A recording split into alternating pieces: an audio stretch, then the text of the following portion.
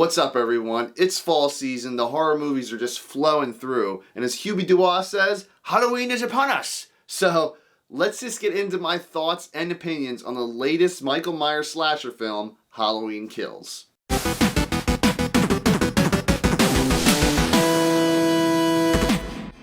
Now, Halloween Kills is the second film in David Gordon Green's Halloween trilogy, and the third film in this overall Halloween requel franchise. As you guys know, I wasn't the biggest Michael Myers fan growing up, but these new movies actually have me changing my mind a little bit. The film starts off a little rocky in my opinion. They try to let you know what some of the characters are up to while Laurie Strode and her family were burning Michael Myers to a fucking crisp. Then this movie flashes back further. And then it jumps back to 2018. It's just a little overwhelming at first, but once they get that out of the way, we get to see what we all came to the theaters for.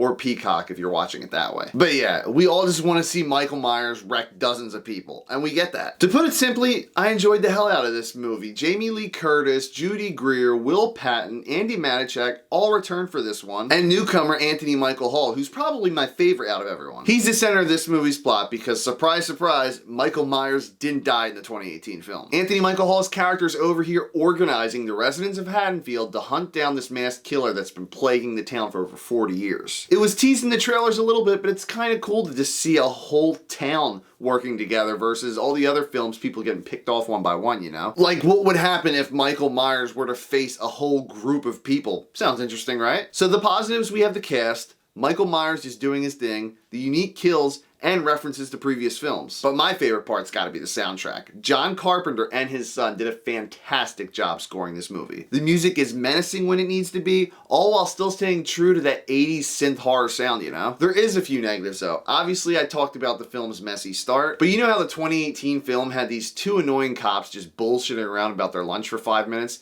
Completely out of place in my opinion. This movie does it again with two other characters who just refer to themselves as Little John and Big John. Yeah, I'm not joking. You already had the main cast making subtle jokes, there was kids in the film that were pulling pranks, so the light humor was already there. There was no reason to overkill the humor with these two dudes. And lastly, this isn't really a spoiler, but the director announced a little while back that there was going to be a third film, obviously a trilogy, Halloween Ends. So with that being said, audiences already knew before this movie came out, well, there's another one. I guess Michael Myers ain't dying. The director kind of played himself with that because the end of this movie definitely felt like sequel bait and it was just stressful to watch. Overall though, the positives do outweigh the negatives for me. I'd recommend this to any Halloween fan, horror fan, or people out there who are just looking for something fun to watch this spooky season. I am excited for the final one, or so they say. Thanks for stopping by, guys. Until next time.